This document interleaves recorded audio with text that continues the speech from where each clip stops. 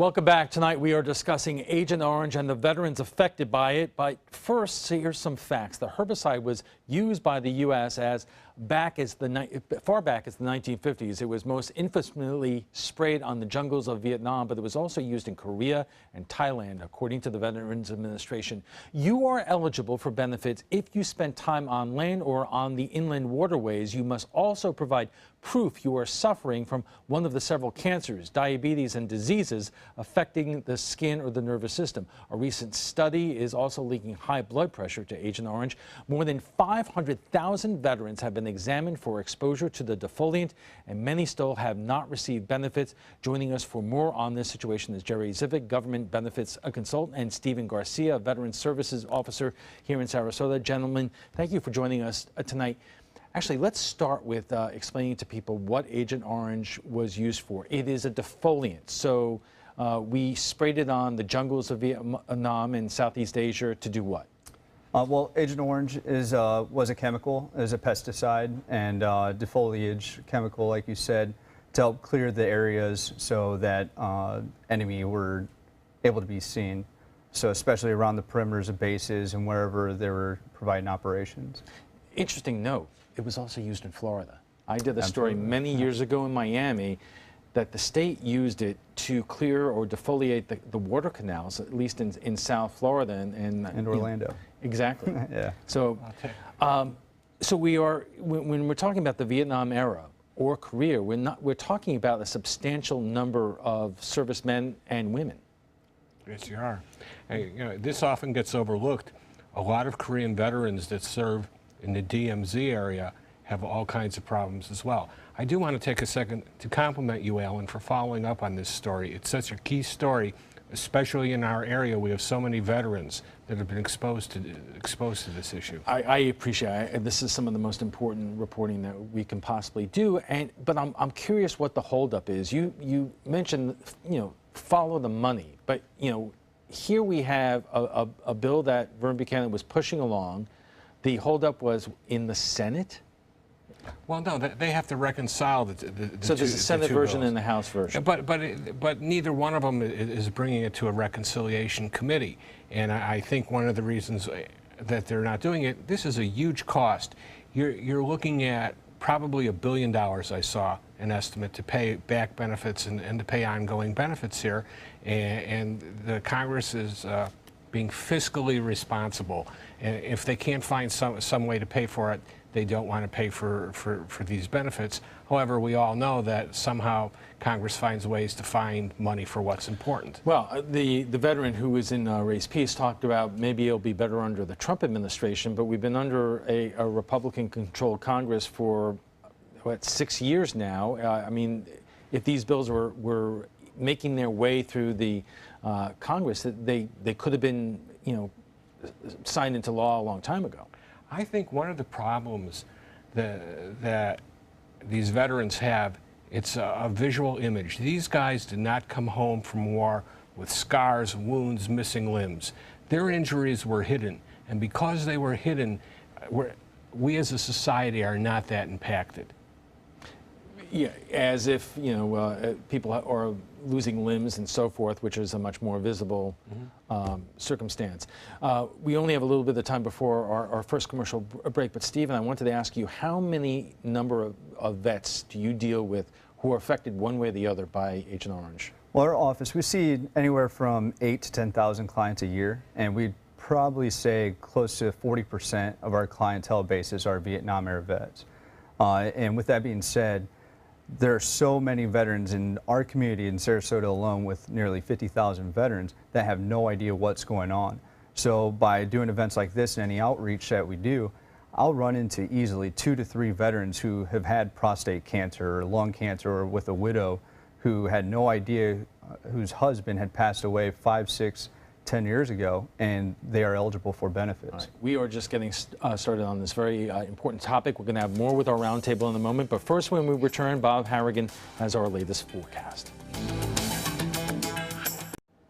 Welcome back. If you're just joining us, we are discussing Agent Orange, specifically the expansion of benefits to some veterans impacted by the defoliant, while others still wait. Our guest tonight, include Government Benefits Consultant Jerry Zivick and Veteran Services Officer Stephen Garcia. Let's stay on the issue of liability, because we have seen the VA and Congress act on issues involving PTSD, making it easier for some veterans to apply and get service connection. But it seems that there's always a line. Why? Is it just about the money? Well, I think the VA does a lot of good things. However, I think this whole Agent Orange situation is a case study in how not to handle a situation. If you'll go back, during the Vietnam War, people were already having some problems, so they stopped using Agent Orange in 1970. Yet a class action lawsuit had to be filed against Dow and Monsanto, and then ultimately in 1991, legislation was finally passed. So money is obviously a motivator, but if I was a guessing... Well, I don't mean to cut you off, but go ahead. At the end of the day, veterans and their family members need to come in, and we need to help them develop a claim, because there does not have to be a 100% reasonable doubt that the veteran was exposed to Agent Orange, or that there's a certain nexus that the veteran can claim for whatever condition it is that they're claiming. All it is was it a 50-50% chance? Was it as least likely as not that the veteran was exposed to a chemical? And pardon me, I might have called Agent Orange a pesticide, but I wanted to correct that, make sure it was, it's known as an herbicide. But by showing veterans were possibly exposed to these herbicides, that they were around this stuff, the VA are supposed to give the veterans the benefit of the doubt. So we assist these veterans and their family members with filing of these claims to give them the best chance possible. Well, let me ask you about this. Is there a statute of limitations of sorts on issues like this, that you need to file it when you learn of the problem? Because if it's been acknowledged by the VA or the government, but you wait, years and years down the line, that they could, they could do what they do in courts in terms of other legal issues. Well, we were talking about this before, and I think Steve is really onto something. I think you should, if you feel you have a problem, you should file as soon as possible, because you'll have a protective filing date. Why is that important? Because then you'll get your benefits back to the time that you filed your claim. If you wait 5 years, you've waived the right to get those monies. I would take it a step further. Steve said, if you're 50% sure, if there's a 50% possibility that you might have a problem, you should file a claim. I would say if there's any possibility, because legislation can change, science can change about these things, you should file a claim just to protect your situation. At the end of the day, if you lose, it really didn't cost you anything to file. And we should make it clear, we're talking about Agent Orange here, but there are a whole host of issues out there where the same ideas are in play there. You talked about the situation at Camp Lejeune. If people didn't know, there's suspicion that servicemen and women are getting sick because of the water at Camp Lejeune. It's not recognized yet, but it can be in the future, maybe? Well, from 1953 to 1987, not just Marines, but all veterans and their family members may have been exposed to a certain water contamination there on base at Camp Lejeune. So that means any veteran, doesn't matter if they were National Guard or reservists, if they spent 30 days or more on that base, they are eligible for VA healthcare benefits. That also includes possible compensation for the 15 not presumptive, but assumed conditions that are associated with the Camp Lejeune water contamination.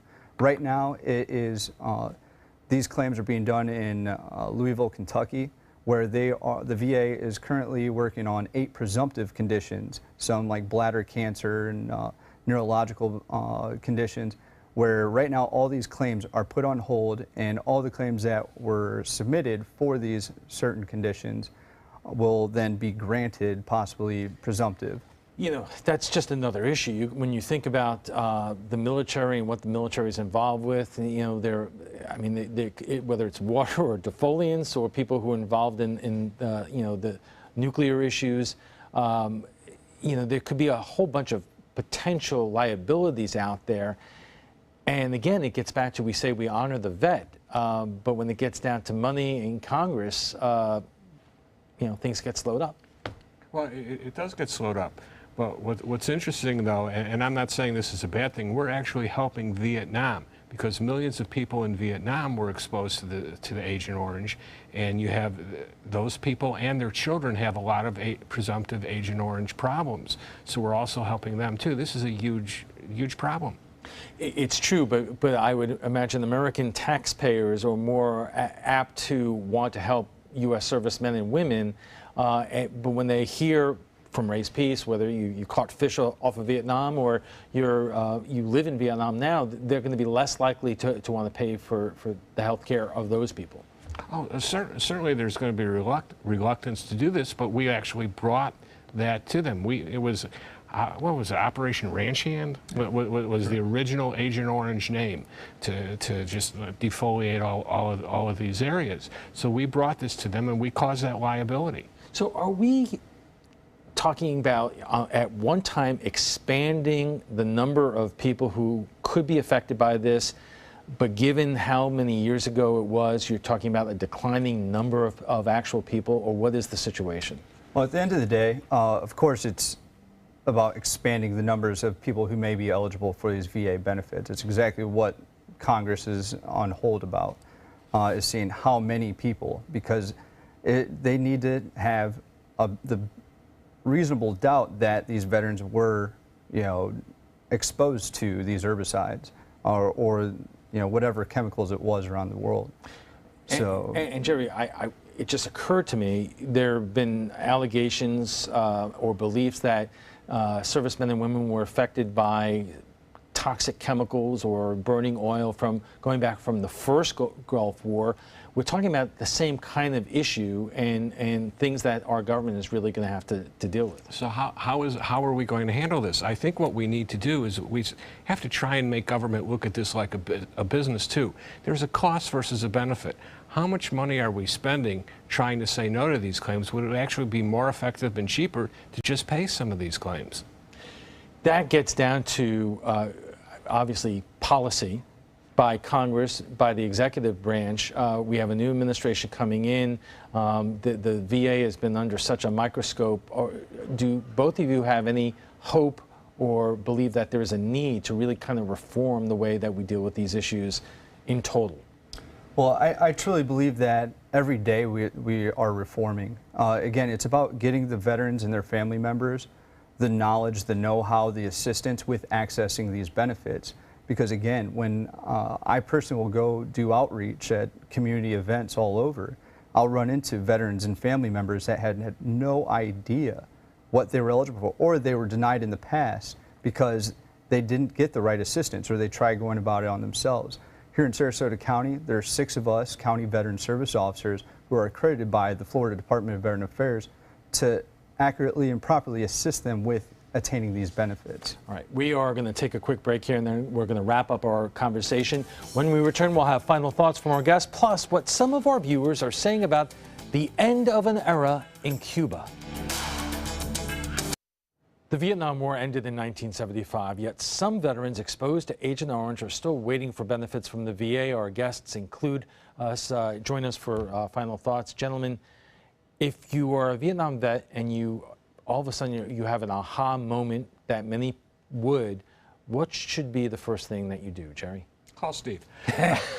I would. Agreed. I would file a claim right away. I think there's no downside to filing a claim. You protect yourself, you protect your family, and if it turns out to not be a claim that's paid, you've lost some time. That's about all. But we've done many stories on this broadcast, and I've done many of these stories elsewhere, that there are a lot of people out there who, A, you don't know how to file the claim. There are also a lot of companies out there that are not accredited by the VA to help, and people get bad advice. So how do you stay away from getting bad advice?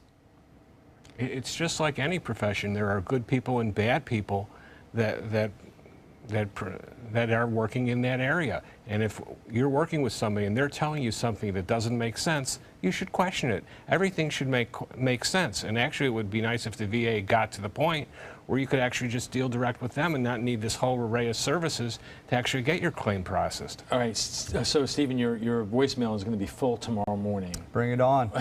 What's the first thing you do? Well, we'll schedule an appointment with the veteran or the family member. They can come into one of our offices. We have 3 offices here in Sarasota, Venice, and Northport. We can also make home visits for the veterans and their family members who are unable to come to us. We will go to them. It's free of charge service. We assist them with the entire benefits package. Whatever they're eligible for, we're out there to get that. And we're also there to advocate for them entirely. Yeah, that's incredible. And Jerry, you know, that's an incredible service. And there are others out there also willing to help. There are lists of agencies that you can Google. You can see them on the VA website of accredited people. But once again, if who's ever helping you, what they're doing doesn't make sense to you, get a second opinion. Absolutely, and we'll have to leave it there. But before we go, we want to share with you what some of our viewers are saying about a historic moment in Cuba. On Friday night, Fidel Castro, who ruled that communist nation of Cuba for nearly 5 decades, died. The news brought elation to Cuban Americans across Florida. In Cuba, a week of mourning is underway. Here is what some of you are saying. Rachel Penta writes, in Cuba, there is no freedom of speech or the press, ownership of private property, or free elections. It is ultimate power and control by the Castro brothers and his military, which while one brother is gone, the other more destructive brother, Raul Castro, will continue in the same fear tactics on the Cuban people. Robin Mallory writes, the end of a great evil man who fooled the Cuban people so he could be rich and powerful while the people of Cuba suffered. And Rokina Lawich writes, having grown up during the Cuban crisis, he was not a good man that we should in any way be honoring. The Cuban people suffered and continue to suffer more than 50 years later because of him. He may have made his maker justly judged according to his actions. Well, if you'd like to join the conversation about tonight's topic, just visit our Facebook page at facebook.com/news7. And FYI, want to watch past Roundtable discussions?